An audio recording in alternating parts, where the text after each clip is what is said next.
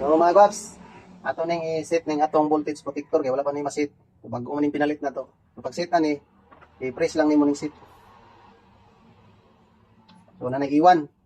Then naka-indicate diri ang kaning iwan, power on delay. Depende ni sa imo kung pila ka seconds minutes imong delay. So kani 10 seconds lang delay so kung patasan.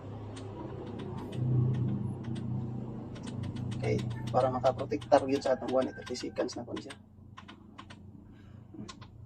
Ito, ang ito is over voltage so at taas ra kayo. So atong paupsan og mga 250 lang niya itong tuwan kay grabe ka taas.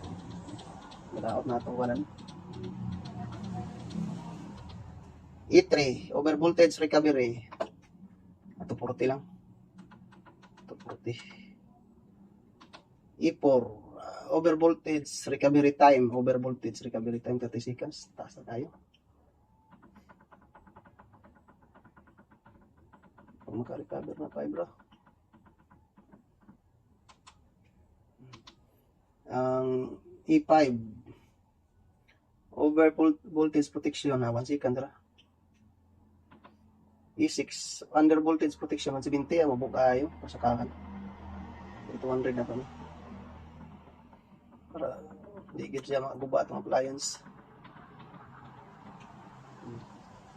E7 under voltage recovery 215. Maka-recover siya das 215.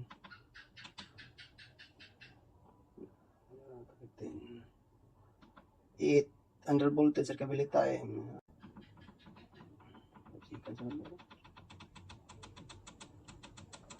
para makalitik na yun. Under voltage protection 1 second. Then over current protection value.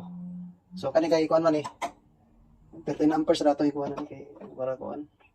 Kay 3000 watts na divide to 20 so para maprotektahan nato itong inverter. Taas kaya itong buwan. Para di siya mulakan. 13.0. E11 undercurrent recovery delay.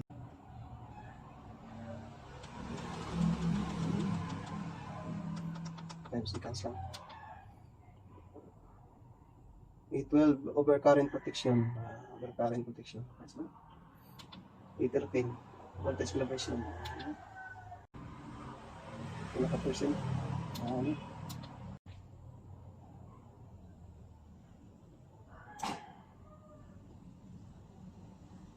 Okay na. Right.